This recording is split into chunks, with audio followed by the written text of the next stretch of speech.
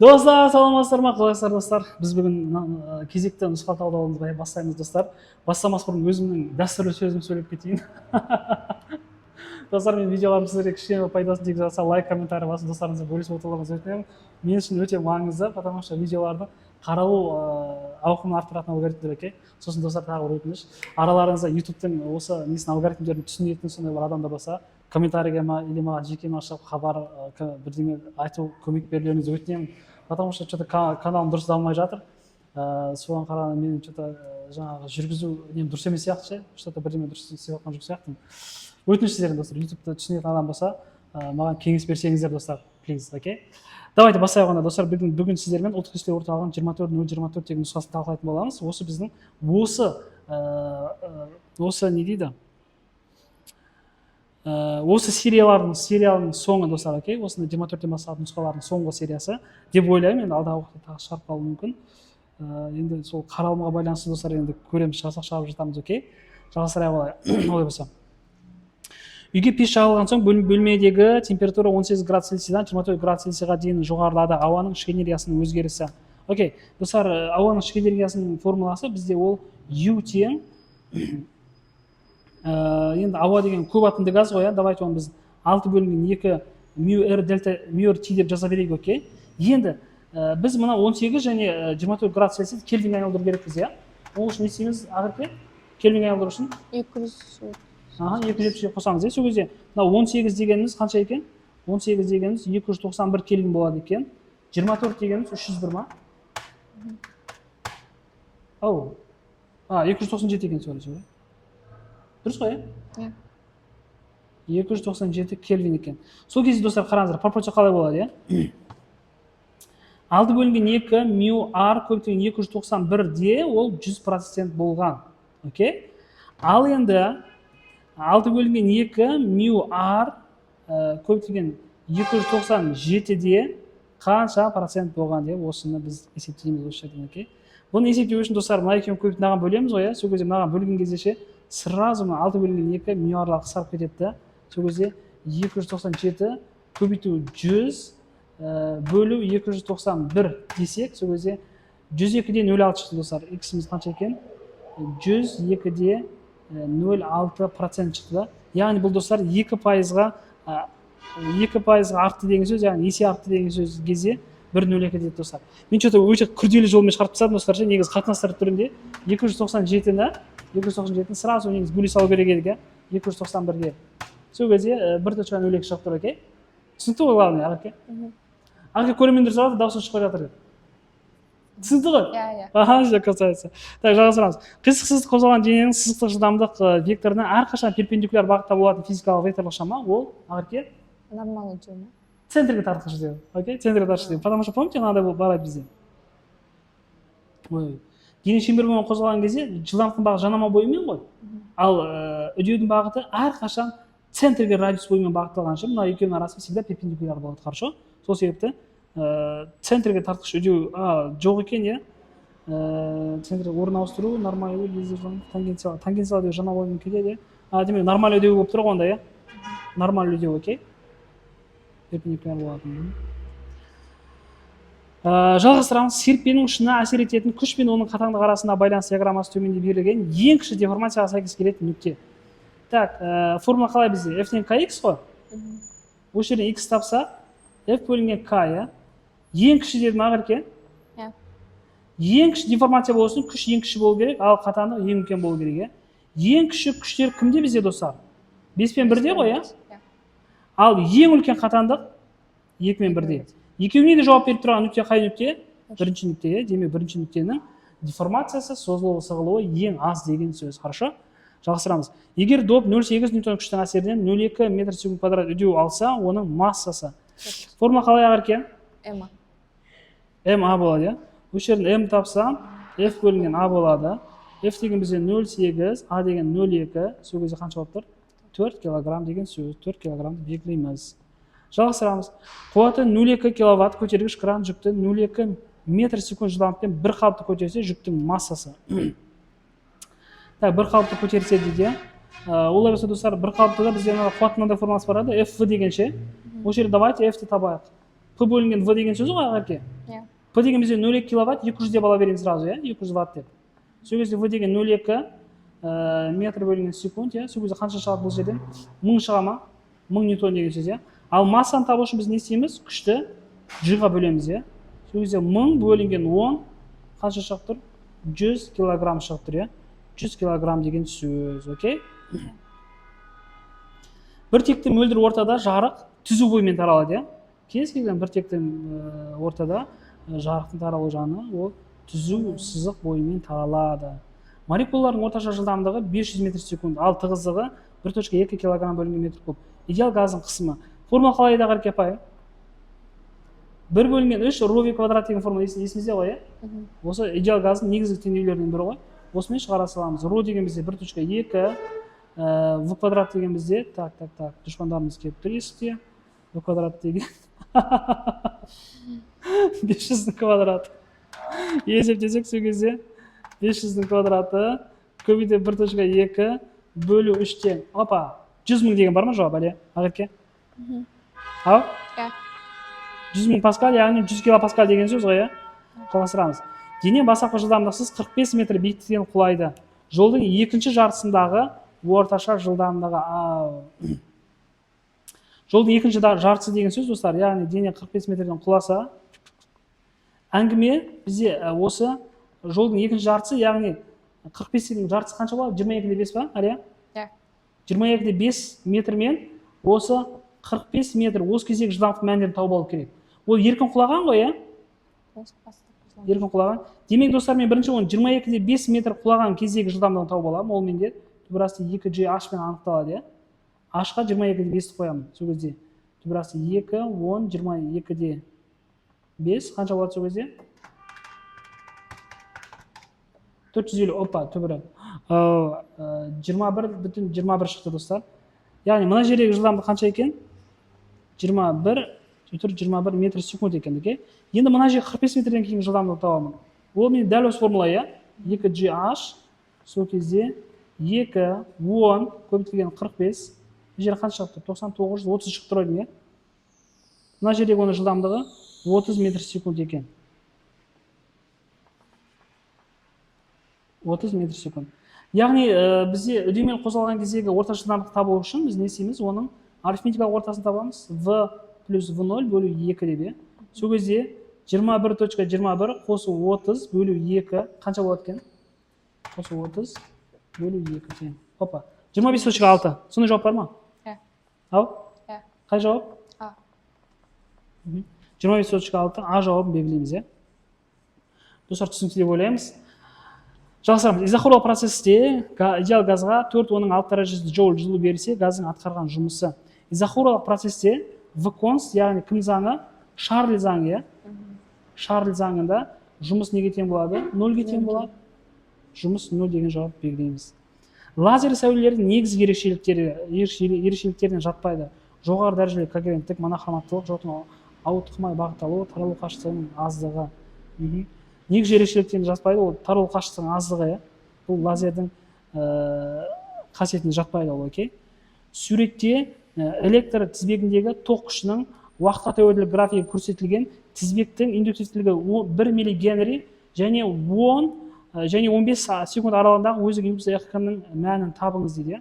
Өздік индукция ЭХК электромагнит индукция құбылысы Фарадей заңындағы неге тең еді ол? L дельта I L дельта I бөлінген T ғой формуламыз, Сол кезде мәндерін орнына қоя саламыз. Так, 10 мен 15-ің арасы деп тұр, 10 мен 15-ің арасында. 10 мен 15-ің арасында. Ау, достар, 10 мен 15-ің арасында.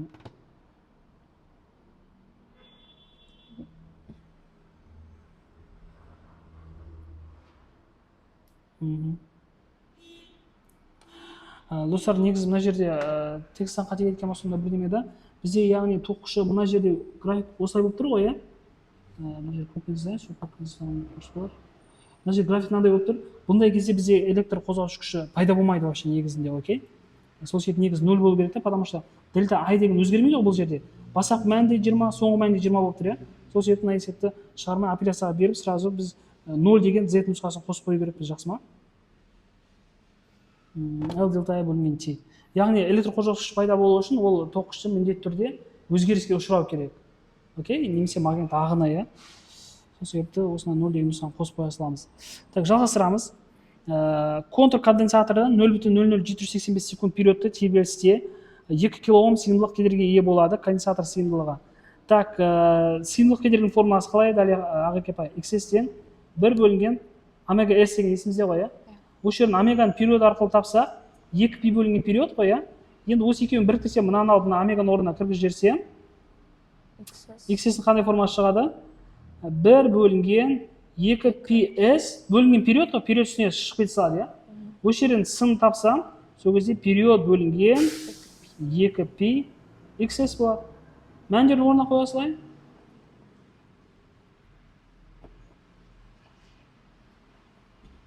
Период деген 0,0785. 2 пи XS деген 2000 деген сөз, иә? 2000 деген сөз. Осыны естиміз. Достар, қазір қараймыз, мынаны көрдіңіздер ме? Коэффициенттері бәрі әртүрлі ғой, иә? Демек дәрежесіне назар аударып керек емес, окей? Сразу несін шығара береміз біз, дәрежесіз. Сол кезде 0,0785 бөлінген 6,28 бөлу 2000 тең, 625 деген шығады екен. Ол бізде бір-ақ жауап, иә? Осыны белгілей саламыз сразу. Түсінікті ғой, дәрежесіне қарап керегіміз керек, коэффициенттері әртүрлі болса. Көрінетін сәулелердің толқын ұзындығы 500 нанометр болса, фотонның массасы. Көрінетін сәулелердің толқын ұзындығы 500 нанометр болса, фотонның массасы. HC бөлінген лямбда тең m c квадратпен шығарсақ, иә, сол кезде екі жақтағы сылар қысқарып кетіп, h бөлінген лямбда тең mc болып қалады ғой. Осы жерден m-ді тапсақ, m неге тең болады әлі, Ақерке? h бөлінген лямбда c болады, иә. h бөлінген лямбда c болады. Мәндердің орнына қойып жіберсек, h деген бізде 6,63. Так, қазір 6,63 көптен 10-ның -34 дәрежесі. Дәрежелер әртүрлі ма тағы да? Дәрежелер әртүрлі, то есть коэффициенттер әртүрлі емес екен, иә? Бұл дәрежесіне қарау керек. 500 нанометр дегеніміз 500 көптен 10-ның -9 дәрежесі, иә? Көптен с деген 3 көптен 10-ның 8 дәрежесі. Астында -9 плюс 8 -1 дәреже болады, иә? -1 дәрежені 1,0 алып тастайын да, сол кезде астын 150 деп еспей саламын, окей? Дәрежелерді арсыз писам. Түсінікті ма? Иә. 6,63 бөлу 150 тең. Сол кезде қанша шығып тұр? 0,0442 көптен 10-ның -34 дәрежесі. Яғни бұндайға байланысты достар 34 болса, бұны 34 қой, иә? Артқа жылыстақ, онда дәреже арта береді, иә? 35-36. 4,42 ол -36 деген осы жауап кеп тұр, иә? Немесе коэффициенті осыған жауап кеп тұр ғой, иә? Дәрежесіне назар аудармасақ та болады, иә? Жалғастырамыз. Заряды 2,9 кулон және 3,9 кулон нүктелік зарядтар 1 метр қашықтықта орналасқан. Үлкен зарядтан 60 сантиметрде екеуінің арасында орналасқан нүктедегі электр өрісінің кернеулігі. Достар, мына есе кішкене В-ден келесі екен, иә? Давайте шығарып көрейік. В общем, достар, мына жерде екі зарядтар орналасқан, плюс, екеуі де плюс екен, иә? И не дейді? 1 метр қашықтықта орналасқан. Үлкен заряд. Үлкені қайсысы бізде? 3 қой, иә? Осы жерден мына жағы 60 сантиметр екен. Мына жағы қанша деген сөз, Ақерке? 40 сантиметр деген сөз, иә? Оны қайдан білдік? Потому что барлығы 1 метр деп тұр ғой, иә? 1 метр, яғни 100 сантиметр деген сөз, хорошо? Осы нүктедегі бізге кернеулік табу керек. Ол үшін, достар, жеке-жеке екеуінің кернеулігін табу. Мына жағы менде получается 2,10-ның -9 дәрежесі заряд тұр, мына жақта 3,10-ның -9 дәрежесі заряд тұр, иә? Екі кернеулікті есептеймін формуласы менде Q бөлінген R квадрат, иә? 9 көптен 10-ның 9 дәрежесі, Q деген 2,10-ның -9 дәрежесі бөлінген R квадрат, яғни 40 сантиметр 0,4 болады ғой, 0,4 квадраты. Мына екеуі қысқартып, сол кезде 18 бөлу 0,4 бөлу 0,4 екі рет бөле саламын, иә? Сол кезде 112-де 5 шықты жауабы. 112-де 5 вольт бөлінген метр шықты. Бұл біздің жауабымыз, достар. Біз енді екінші мынау зарядтікін табу керек, дәл осы формамен, достар. Q бөлінген R квадрат. Сол кезде 9 көптен 10-ның 9 дәрежесі К, зарядымыз 3 көптен 10-ның -9 дәрежесі, ара қашықтығымыз уже 0,6, иә? 0,6-ның квадраты. Есептесек, 9 көбейту 3, бөлу 0,6 бөлу 0,6 тең. Опа, 75 екен достар. 75 вольт бөлінген метр. Енді достар қараңыздар, бізде плюс зарядтардың әсерлері қалай бағытталған? Мынау былай теуіп тұрады, екеуі де теуіп тұрады ғой. Яғни екі вектор бір-біріне қарама-қарсы, демек осы екеуінен бір-бірін азайтамыз біз достар. Сол кезде одан азайтқан кезде 112-де 5 тең болады, азайтсақ 37-де 5 екен достар. Сонда жауап бар ма? 37-де 5 деген. 37-де 5 вольт бөлінген метр деген жауапты белгілейміз. Хорошо? Яғни векторлық шамалар қарама-қарсы болса олар азайтылады, бақтас болса қосылады. Осыған болса Пифагор деген сияқты типа несейміз ғой. Ақиқат ол болса 15 оқып жеріңіз 2х режиммен. Ұзындығының 1 миллиметріне 50 штрихтан келетін дифракциялық тордың бетіне түсетін толқын ұзындығы 400 нанометр, жарықтың екінші реттік максимумы көрінетін бұрышы. Ақиқат жода менің құлағым естімей тұр ма, даусыңыз естімей тұр. Ұзындығы 1 миллиметріне 50 штрихтан келетін дифракциялық тордың бетіне түсетін толқын ұзындығы 400 нанометр, жарықтың екінші реттік максимумы көрінетін бұрыш дейді. Окей. Жарық дифракциясы ғой. Формуламыз қандай біздің? Формуламыз d синус альфа тең к лямбда. D-ны табу үшін ол деген бізде L бөлінген n-ға тең ғой. Сразу біріктіре салсақ екеуін сол кезде L синус альфа бөлінген n тең к лямбда болады. Осы жерден синус альфаны тапсақ, синус альфа неге тең болады әлі? Ақырке к лямбда көбейтілген n бөлінген L болады. Мәндерін орнына қоя саламыз. Жасылдан басқа бізден көрмей жатыр ма? Жасыл көріне ма? Көрінеді. Ау? Көрінеді. К неге тең ақырке? Екінші реттік деп тұр, 2 екен К деген. Лямбда толқын ұзындығы 400, оның минус 9, n дегеніміз штрих 50 ғой, бөлінген L дегеніміз 1 миллиметр, яғни 1 көптің онның минус 3 дәрежесі. Минус 3 үстіне плюс 3 болып өтеді, сол кезде минус 9 плюс 3 минус 6, минус 6, мына нөлдер сызып тастасам, сол кезде минус 3 дәреже қалып тұр, окей? Нөлдер сызып тастасам да. Енді есептеймін қалған нәрсе, қалғандан. 8 көбейту 5, тең 40. 40 оның минус 3, яғни 0,4 деген сөз ғой, 0,4. Синус альфа неге тең болды? 0,4-ке. Альфаның өзі арк синус 0,4 бола салады, Альфаның өзі арк синус 0,4 бола салады. Жазып алыңыздар. Олғысы жалғастырайық. Ұзындығы 3 см болатын сабын пленкасына әсер ететін күшті анықтаңыз. Пленканың беттік керілу коэффициенті 0,4 ньютон бөлінген метр болса, F-сен kx. Ау? Kx мен тоғымыз ба? Бұның формасы F бөлінген L ғой, осы жердің общем F тапсақ, сигма көбейтілген L болып тұр ғой. Сол кезде сигма деген бізде қанша еді? 0,4, 0,4 көбейтілген L-ымыз 3 см 0,3 деген сөз, Сол кезде екеуін көбейтсе қанша болады? 12 оның минус 4, яғни 1/2. Сол кезде 12 көбейтілген оның минус 4 дәрежесі шығып тұр ғой, яғни ол деген 1/2 көбейтілген оның минус 3 дәрежесі ньютон деген сөз, Минус 3 дәреже қанша ньютон деген сөз? Ақырке бай? Миллиньютон деген сөз, оның минус 3 деген миллиньютон деген. Сол жауапты белгілей саламыз, окей? Абсолют қара дененің интегралдық энергетикалық жарқырауын 16 есе арттыру үшін абсолют температурасын. Бізде естеріңізде мынандай форма бар еді, сигма көбейтілген температураның 4 дәрежесі деген. Сол энергетикалық жарқырауын 16 есе арту үшін қандай санның 4 дәрежесі 16 деп ойланамыз ғой, Яғни мына 16 есе арттыру үшін температура 2 есе арту керек. Сол кезде 2-ның квадраты, 2-ның 4 дәрежесі 16 ғой. Түсінікті ма? Сөйтіп температура 2 есе артыру керек бола салады. 4 дәрежесімен 16 шығасы сол кезде,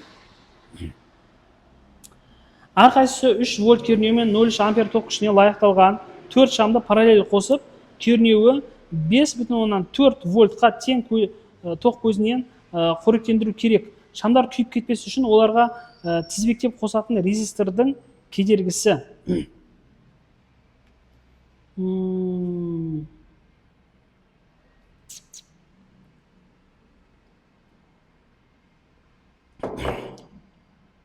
Әрқайсы кернеуі ток көзінен лайықталған 4 шамды параллель қосып, кернеуі 5,4 токқа тең ток көзінен қоректендіру керек.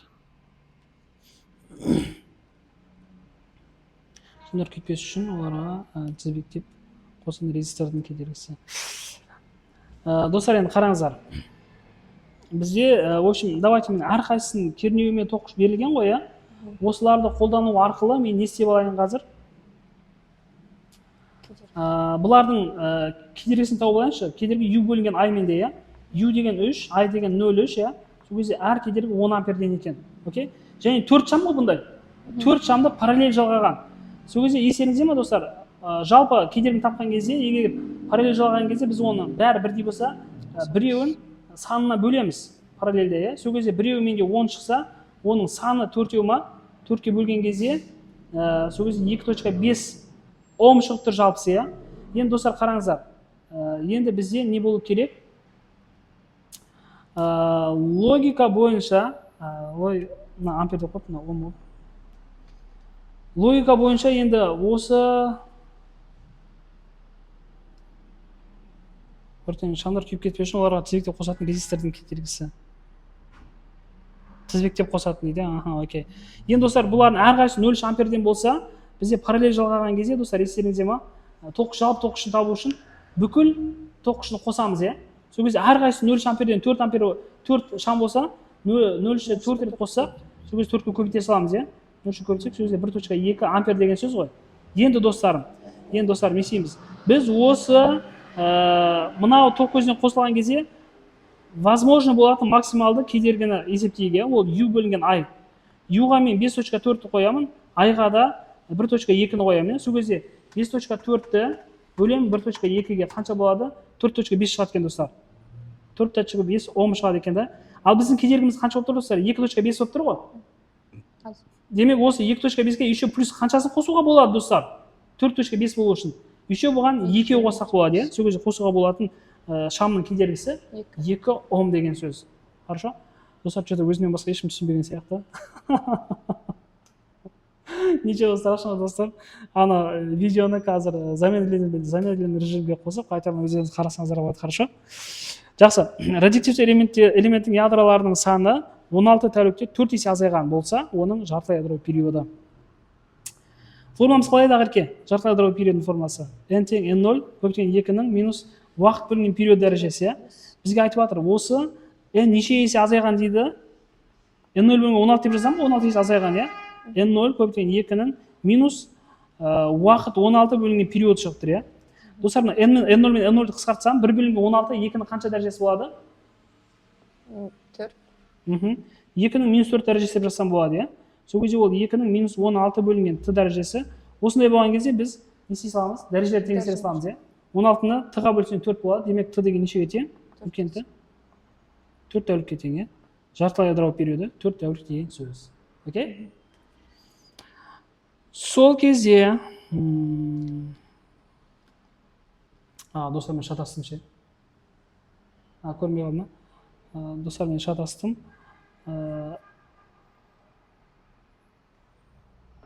Қазір. Өшіп қалды, иә.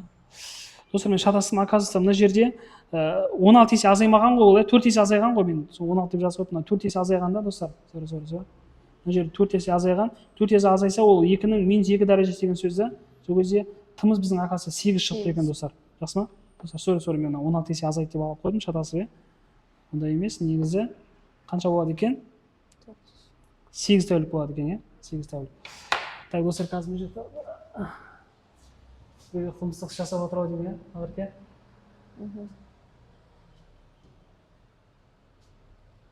Точка достар. Бисмилля. Бисмилля айтылды ма, Ағырке? Айтылды. Ал? Айтылды. Жоқ? Жоқ дейсіз ба? Айттым. Айттыңыз.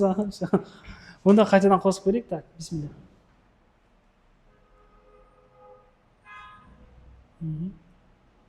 Мен экраннан шығып, қазір мені оралып, Wi-Fi-ға қосып қойсам екен.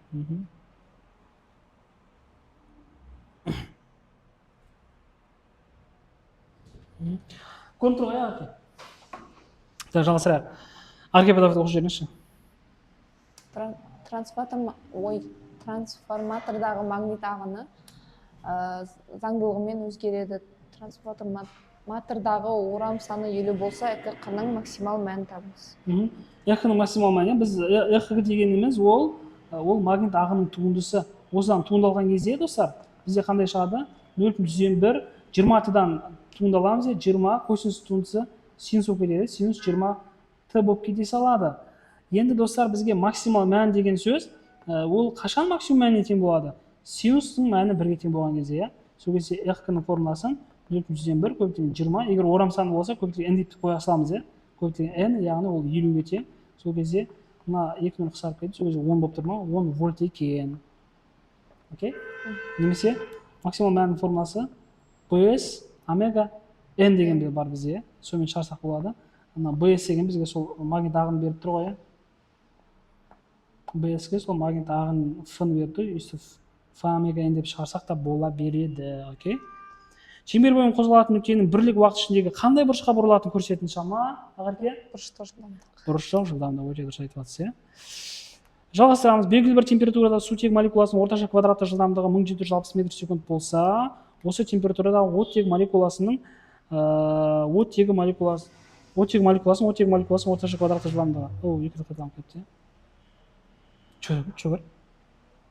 Сутек молекуласының, осы температурада. Окей, температура, в общем, сутегінің температурасы мен оттегінің температурасы бірдей екен, иә? Олай болса мен сутегінің температурасын тауып алсам болады ма? Помните, бізде квадраттық жылдамдық мынандай формуласы бар еді. 3rt, иә, бөлінген молярлық масса деген арте. Осы жерден тын тапсам, v квадрат молярлық масса бөлінген 3r, иә? Сол кезде v квадрат деген 1760-ның квадраты, молярлық масса сутегі, иә, бізге? Ол бізде 2 10-ның минус 3 дәрежесі бөлінген 3 көбейтілген 8,31. Есептейік. 1760 квадраты көбейту 0,02 бөлу 3 бөлу 8,31. Оба. 248-де 50 екен, достар. 248-де 240,5 кельвин екен. Енді бізге дәл осы температурамен бізге оттегінің, яғни оттегі дей салайын, оттегінің жылдамдығын табу керек. 3 8,31 температураға сол 248-де 5-ті қоямын, иә?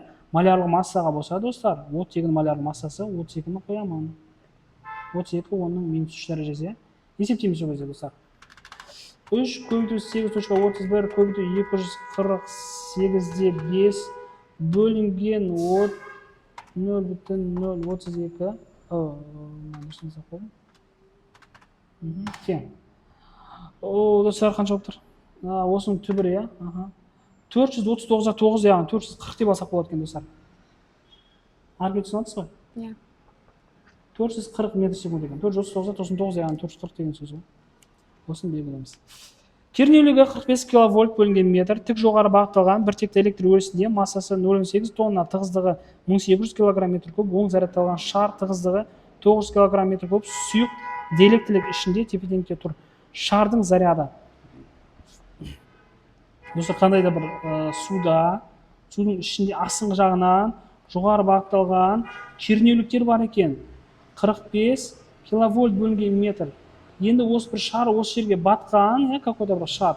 Осы шар я төменге түспейді, я жоғары шықпайды. Неге сондай болып тұр? Тыныштықта тұр деп тұр. Неге сондай болып тұр? Потому что бізде жоғары көтеріп батқан ол электростатикалық күш, яғни Q деген күш көтеріп тұр жоғары қарап, астына қарап қорытқы күш тартып тұрған, ол біздің негізі mg еді, одан архимед азайтқан кезде мен сразу қорытқы формуланы жаза салайын, достар, иә. Мынандай формула бар. GV ρ дене минус ρ сұйық дегенше, осы екеуі теңесіп тұр. Сол себепті ол тыныштықта тұр қазір, окей? Екі күштер. Енді мен қазір мына жерден көлемді табу үшін, көлем ол менде масса бөлінген ρ, иә. Дененің массасы бізде қанша? 18 тонна, яғни 180 деген сөз ғой. 0,8 тонна 180 деген сөз. Оны осы дененің тығыздығы қаншаға тең? 1800 екен, 1800. Яғни бұл жерден қанша шығады деген сөз? 0,1 шама, көлемі. Ағырке? Иә. Все, енді екеуін теңестіреміз. QE тең болады. GV, достар, мынаны түсінбегендеріңіз біліп тұрмын. Мынаны практикамен шыққан есеп формуладан осы өйстіп қоя салу керек осыны. Сұйықтар болса, екі тығыздық берсе, тығыздықтың орнына екеуін айырымын ала саласыздар, окей? Сол кезде Q деген бізде қаншаға тең? Сол заряд табу керек бізге, иә? Мәндердің орнына қой, Q-ді осы жерден тапсам, в общем, GV, ρ дене минус ρ сұйық бөлінген E болып тұр ғой. G деген менде 10, V деген 0,1 болып тұр, иә? достар, мына жерде ро дене минус росы жоқ, сразу жаза саламыз. Екеуінің айырымы 1800-ден 900 жасасам, Ақерке 900 ба? Сразу жаза салдым, окей. Кернеулік деген 45 мың, иә, 45 кило ғой. 45 мың деп жазу керек. Сол кезде қанша болады екен, достар? В общем, 900-ді бөлемін 45 мыңға тең. 0,2 кулон деген жауап бар ма, достар? Ну да, достар, 20 милликулон деген сөз ғой, иә? 20 милликулон деген сөз сол. Мыңға көбейтсек. Қазір нұсқасын неге жіберем? Каналға сол жақтан жазбасаңыздар болады. Әлия апай оқып жіберіңіз. Мұз корпусының молекуласының массасы. Мұз купорасының купрум СО4 молекуласының массасы дейді, иә? Молекуласын деп тұр. Демек, бір молекула бар деген сөз бұл жерде, иә? Соны не істеу керек? Бізде масса бөлінген молярлық масса тең сан бөлінген Авогадро сан деген бар еді, иә? Осы жерден біз массаны табу үшін бір молекула массасын М0 деп қояйын, иә? Бір молекула бар деген сөз, достар, молекуласының деген жекеше түрде айтылған, соған назар аудару керек, иә? Санды бір деп аламыз, достар, бұл жерде, окей? Сол жерде массаны тапсам, М молярлық масса N бөлінген N Авогадро шығады. Енді, достар, бұл жерде не істеу керек? Маған мынау мұз купорасының мольдік массасын табу керек. Ол үшін мынау құрамға қараймын, бір купрум, бір күкірт, 4 оттегі бар, иә? Яғни бұларды дәл осылай қосамын, иә? Жалпы осы қоспаның молярлық массасын табу үшін. Купрум менде қанша еді? 64, иә? 64. Қосу сера қанша? Күкірт? 32, иә? 32. Қосу 4 оттегі дейді оқса. Бір оттегі 16 болса, 4 оттегі 64 па? 64, иә? Сол кезде 64 көбейту 2 тең, қосу 32 тең. 160 екен, достар. Сол кезде жалпы молярлық масса қанша шығып тұр? 160. Оның минус 3 дәрежесі бар, достар. Осыны ескеру керек, иә? Все, онаны қоямын. 160 көбейту оның минус 3 дәрежесі. Санына 1-ді қоямын, достар, молекула санына, иә? Өйткені молекуласын деп айтып тұр жекеше түрде. Авогадро саны бізде 6 оның 23 дәрежесі. Так, 23 дәреже үстіне өткен кезде минус 23 өтеді, иә? Сол кезде минус 26 дәреже болып тұр. Солай ғой, минус 26. 160-ы бөлемін 6-ға тең. Папа, 26.6 дейді, достар. 26.6 көбейту оның минус 26 дәрежесі. Осыны жауап бар ма, достар? 25. 2.6-ға келтірсек 25 болады, иә? 2.66 25 дәреже В дегенді белгілейміз. Хорошо? Жалғастырамыз. Жер күнді айнала 3 оның 4 дәрежесі метр секунд жылдамдықпен қозғалады.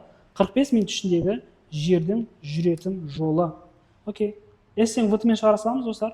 Жылдамдығымыз беріліп тұр, иә? 3 көбейту оның 4 дәрежесі.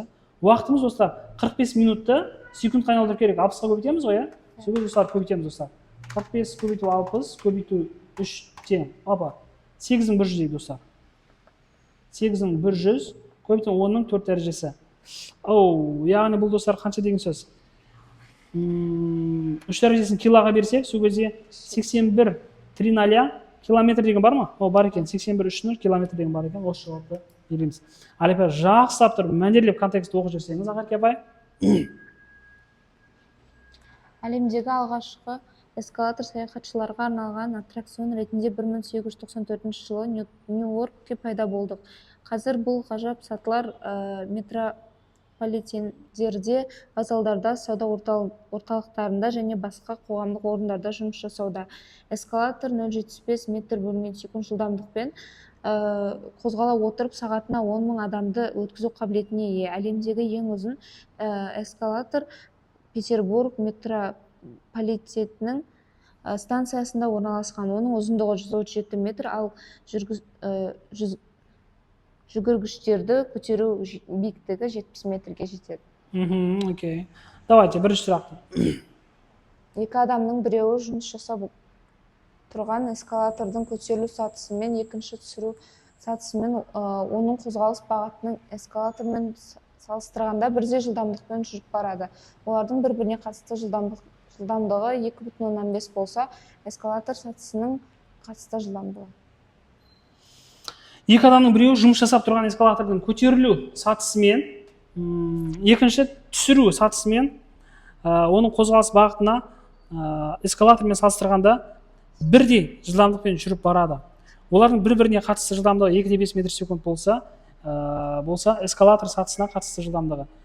Так, эскалатор сатысының жылдамдығы қандай еді? Эскалатор 0,75 еді ғой, 0,75.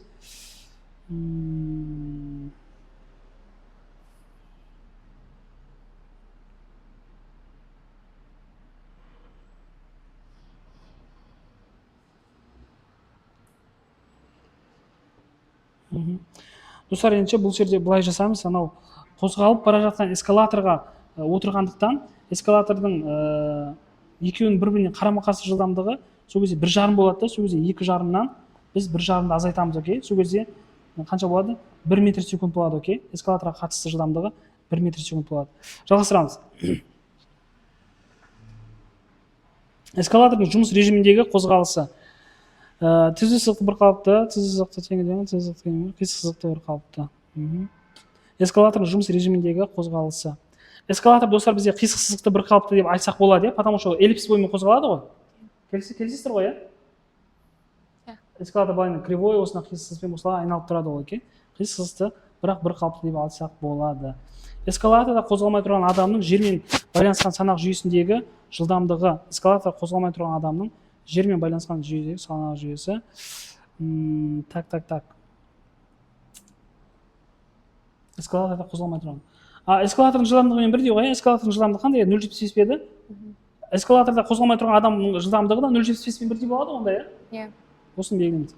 Адмиралтейская станциясында эскалатор бір адамды көтеру үшін ауырлық күшіне қарсы 42 килоджоуль жұмыс жасаған болса, осы адамның массасы. Так. А тең mgh қой, осы жерде m тапса, а бөлінген gh, а деген бізде 42 кило деген 42 мың деген сөз, 42 мың деген сөз, g деген 10, h деген жаңа қандай биіктікке көтеріледі дейді, достар?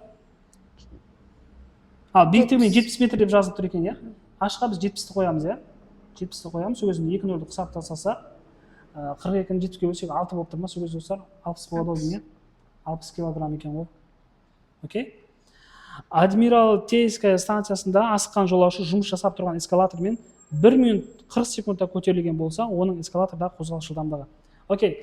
Так, достар, қозғалып тұрған эскалатор дейді, негізгі формула S тең VT ғой. Бірақ мен, достар, эскалатордың ұзындығы қанша еді? Ағырке? 137 метр. 137 метр ма? Вау, ұзын екен, 137 деңіздер? 137 тең. Енді эскалатордың үстінен эскалатор қозғалады, оның үстінен адам қозғалады, демек мен бұл жерде, достар, эскалатордың жылдамдығы қанша болды шығар? 0,75 болды ма? 0,75 қосу V адам көбейтілген Т болады, Т 1 минут 40 секунд деген сөз, ағырке қанша секунд ол? 100 секунд, окей. Осыны еспей салам. Мұна екеуін қысқап ше, 100 бен қысқартына 1,37 десем ше, 0,75 не яға өткізіп жерсем, сол кезде 1,37-ден 1,37 минус 0,75 тең. 0,62 деген бар ма, достар? Сол кезде адамның қозғалыс жылдамдығы 0,62 метр секунд екен, осыны белгілей саламын. Хорошо. Так, жалғастырамыз. 238-ші изотоп уранның радиоактивті ыдырау нәтижесінде тұрақты 206-82 қорғасын ядрасы пайда болу керек. Осы процесс барысында жүретін альфа және бета ыдырауларын олардың мөлшерімен сәйкестендіріңіз. Окей. Так, реакцияны жасайық, 238-де 92 уран бұл ыдыраған, сол кезде пайда болған 206-да 82 плюмбум пайда болған, Осы кезде какой-то бір 4-2 альфа гелий бөлінген, және какой-то 0-ге минус 1 электрон берілген, бөлінген. Электрон. Енді солардың санын табу керек. Достар, қараңыздар, үш жағын 238 болған ғой реакцияға дейін. Реакциядан кейін де осылардың қосындысы 238 болу керек. Сол кезде мына жерде қанша қалу керек? 238-ден азайтамын. 206-ны тең 32 шығып тұр ғой, 32 болу үшін 4-ті нешеге көбейту керек? 8-ге көбейту керек, Демек 8 альфа ыдырау болған десем сенесіздер ме, достар? 8 альфа ыдырау болған, Енді бета ыдыраудың санын табу керек, достар. Бета бізге реакцияға дейін 92 болған, Реакциядан кейін 82, мынау еще 82, мынау еще 16 болып кетті, Сол кезде 82 16-ны қоса қанша болады? Опа, 98 болып кетті, Сол кезде бізде негізі 92 болу керек еді ғой. Сол кезде 6-ын азайтып тастау керек. 6-ын азайту үшін мына жақта бізде минус 6 пайда болу керек. Демек, альфа ыдыраулар саны 8, бета ыдыраулар саны 9, 6 деген сөз, сол кезде альфа ыдырау саны қанша болды? 8, бета ыдырау саны 6 деген нұсқаны белгілеймін, окей? Жалғастырамыз. Ұзындығы 10 см өткізгішке 0,5 ньютон күш әсер етеді. Өткізгіштегі ток күші 8 ампер болса, магнит өріс индукция сызықтарына орналасатын бұрышы мен магнит индукция векторына сәйкестендіріңіз дейді. Так, ампер күшінің формасы қалай достар бізде? Ол бил, иә? Бил синус альфа. Осы жерден b-ны тапсақ, ол деген f бөлінген ил синус альфа, иә? F деген бізде қанша еді? 0,5, иә? I деген бізде 8, L деген 10 см 0,1 деп алам, иә? Синус альфаға синус 90 градус ол 1-ге тең, иә? Сол кезде 5 бөлу 8 слай, опа, 0,625. 90 болған кезде 0,625 болады екен, иә? Енді, мынақта екінші келесі бетте қалып кетті, иә? 60 болғанда дейді достар, иә? 60 болғанда дейді. Олай болса, мен былай істесем бола ма достар? Біз жаңа f бөлінген ил синус альфа деп таптық қой, иә? F деген бізде 0,5 болды, иә? I деген 8 болды, L деген 0,1 болды, иә? 10 см. Синус альфа, синус 60-та мәні неге тең? Тубрас бөлінген 2, оны 0,87 деп алсақ болады, иә? Жоқ шамамен. 0,87. Сол кезде есептейміз осыны достар.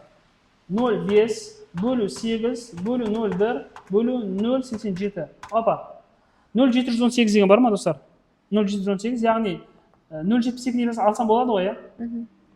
0,72 деп жуықтап алсам болады, сол кезде нұсқасы сәйкес кетті. Идеал газ 500 джоуль жылу алған кездегі жасаған жұмысын изопроцестермен сәйкестендіріңіз. Идеал газ жылу алғанда Q 500 болған, еще A да 500 болған дейді. Бұл қандай процесс бізде? Бұл бізде изотермалық процесс, иә? Потому что дельта U 0 болып қалған ғой, дельта U қашан 0 болады деген сөз? Ол T конста 0 болады деген сөз, окей? Сол кезде Q тең A болып қалады, иә? Бұл бізде изотермалық процесс, окей? Енді 0 джоуль, жұмыс қашан бізде 0 болады? Жұмыс қандай процессе 0 болады, ағырке? Жұмыс ол бізде Шарль заңында, иә? В конст болған кезде 0 болады, окей? Сол кезде ол бізде изохора болады, иә? Изохорада жұмыс 0-ге тең деген сөз. Айнымалы ток күшінің тербелісі 0,1 синус 100 биті төмендегі дұрыс тұжырымдарды сәйкестендіріңіз. Тербеліс амплитудасы. Тербеліс амплитудасы бізде ол 0,1, иә? 0,1 ампер болады. Ток күшінің әсерлік мәні. Әсерлік мәні, естеріңізде болса, ол максимум мәнінен қанша есе қалып отырады? Түбірасы 2 есе қалып отырады, иә? Максимум мәні 0,1 болса, 0,1-ді түбірасы 2-ге бөлеміз. Түбірасы 2 бізде 1.41, иә? Опа. 0,07 деген бар ма достар жауап? Иә. Әсерлік мәні. Деп қояйық. 0,07 ампер. Ну, яғни біз жуықтап алдық, иә? 0,071 деген сөз ғой. Жалғастырамыз. Қозғалтқыштың қуаты 25 киловатт, сорға 125 метр куб суды 4 метр биіктікке жеткізеді. Сорғының жұмыс уақыты мен пәкін сәйкестендіріңіз. Окей. Так. Пәктің формасын біз достар былай алсақ, mgh бөлінген pt десек болады ғой? Ағырке? Осы жерден тын тапсақ, mgh бөлінген p көбейткен eta, иә? Сол кезде масса бізде қанша болады? Массаны таба саламыз, иә? Массаны ρV деп ашсақ болады ғой? ρV деп. Мына жерге біріктіріп жесем, сол кезде ρV gh бөлінген p eta екен, да? Енді осы формулаға орнына қоямын. ρ деген бізде қанша? 1000, иә? V деген көлем қанша? 125, G деген 10, H деген 4, бөлінген қуат деген бізде 25.000, иә? Көбейтілген пәгі қанша деді? Достар, мен шатастым. Мына жерде біз керісінше пәкті табу керек екенбіз, ничего. Мына екеуін орнына ауыстыра саламын, иә? Мына жерде пәкті қоя саламыз, мына жерге уақытты қоя саламыз. Тым өзгермейді. Мынау пәк бола салады, мына жерге уақыт бола салады, иә? Уақыт бола салады. Мына жерге уақыт жасақ. 4 минуттен қанша секунд бізде? 4 көбейтіп 60 деп жаза салайын, иә? 4 мен 4 қысқарады, мына 0 мен мына 0 қысқарады, мына 3 0 мен мына 3 0 қысқарады, иә? 25 мен 25 5 болады, иә? Сол кезде 5 бөлінген 6 болады, иә? 5 бөлінген 6 қанша болады? 0,83 дейді. 0,83 бар ма сондай жауап? Яғни 83% деген сөз ғой, иә, пайыз түрінде. Ал енді достар, дәл осыда, достар, екіншісі 210 секунд дейді, иә? Біз уақыттың орнына, мына жерде сразу 210 деп еспей салайықшы, ағырке. Ол кезде қысқартпаймыз, бәрін қайтадан естиміз, иә. 1000 көбейту 125 көбейту 40 бөлу 25.000 бөлу 210 тең. Опа. 0,95 деген бар ма ағырке? 95%. 0,95 деген, яғни пайыз түрінде 95% деген бар екен, осыны белгілейміз.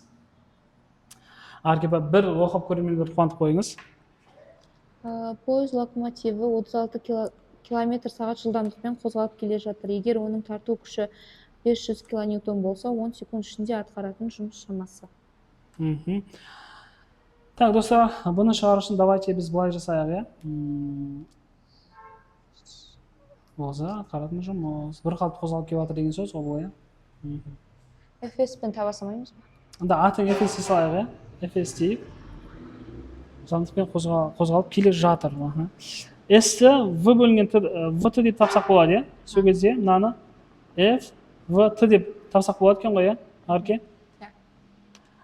Ну, еспей салайық, достар. 500.000 көбейту 36 км/сағат метр секундқа айналдырамыз, достар, ұмытпаймыз, иә. 10 көбейту Т деген 10, иә. Ойбай, сөз қанша болып тұр. В общем, 5, 1, 2, 3, 4, 5, 6, 7, 5 артында 7 нөлі бар, иә. Яғни 50 мегаджоул деген сөз, окей. 50 мегаджоул деген сөз. Немесе 3 дәрежесін қосақ, осы да кеп тұр екен, иә. Еді кеп тұр екен, иә, ағырке? 4 дәрежесі килоның 3 дәрежесі бар ғой, сөйтіп 7 болып тұр. А, С, Е нұсқалары болып тұр екен. Ағырке оқып жіберіңіз. Төменде берілген электромагниттік толқындарды толқын ұзындықтары бойынша өсу ретімен орналастырыңыз. Сама? Өсу реті бойынша орналастырыңыз. Жоқ, давайте біз бірінші электромагнит толқындардың ретін есімізге алайық, иә. Электромагнит толқындардың реті қалай еді? Олар бізге радикурге де, рад, И, К, У, Р, Г еді. Радио толқын инфрақызыл көрінетін, ультракүлгін, рентген, гамма еді. Нейді? Толқын ұзындықтарын өсу ретімен дейді, иә. Бізде мынау шкала максимал толқын ұзындығынан минимал толқын ұзындығына байланысты, иә. Яғни өсу реті деген сөз минимум максимумға жазу керек қой. Бірінші бізде гамма, иә, 5. Одан кейін рентген бар ма? 1, иә. Одан кейін ультракүлгін 2. Одан кейін көрінетін жарық 3. Одан кейін инфрақызыл 4. Одан кейін радио толқын 6, иә. Сол кезде 512, 346 деген код бар ма? 512, 346 қайсы? Аха, Ц нұсқасы екен, иә. Осы бір ғана жауап келіп тұр. Так, жалғастырамыз, оқыңыз ағырке. Дененің тіреуге немесе аспаға түсіретін күші және оның шартты белгісі. Дененің тіреуге немесе аспаға түсіретін күші, ол бізде салмақ деп айтылады, иә. Салмақ. Салмақ қандай әріппен белгіленеді? П әріппен белгіленеді, окей. Жалғастырамыз. Егер сымға ілінген жүктемені және сымның материалын өзгертпей, ал ұзындығы мен диаметрі 2 есе арттырсақ, абсолют ұзаруы. Бұны шығару үшін достарына дельта L бөлінген L Гук заңымен, F бөлінген SE мен шығарамыз да. Сол кезде достарына F-ті не KX пен ашам да. Абсолют ұзару. Окей. Осы жердің абсолют ұзару бізде дельта L, иә.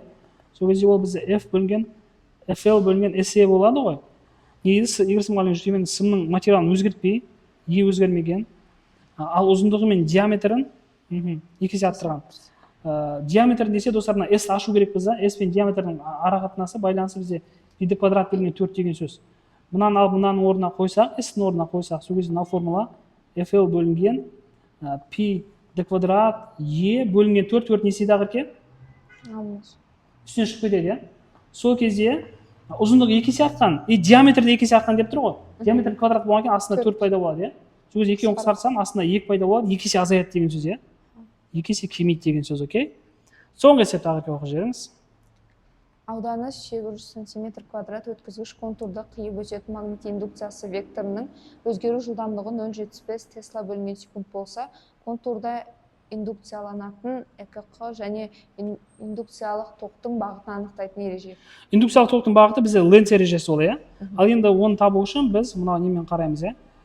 Электромагнит индукция қою үшін Фарадей заңы F бөлінген T мен де F-ті BS деп ашсақ болады ғой. BS бөлінген T. Көрдіңіздер ме достар, бізге магнит векторының индукция векторының өзгеріс жылдамдығы деп мынаны бір аргумент ретінде беріп қойған бізге. Окей? Сол кезде біз яғни бұл деген мынау деген сөз, иә. Орнына қоя саламыз 0,75 көбейтілген S 80 см квадрат, ол бізде 80 көбейтілген оның минус 4 дәрежесі, иә. Сол кезде 0,75 көбейту 80 тең сол кезде достар қанша шығып тұр бізде? 60 көбейткен 10-ның минус 4 дәрежесі, яғни 6 көбейткен 10-ның минус 3 дәрежесі вольт деген сөз, яғни 6 милливольт десек болады ғой. Все, осымен бітті. Достар, сау болыңыздар достар. Тағы бір айтатын өтінішім бар достар.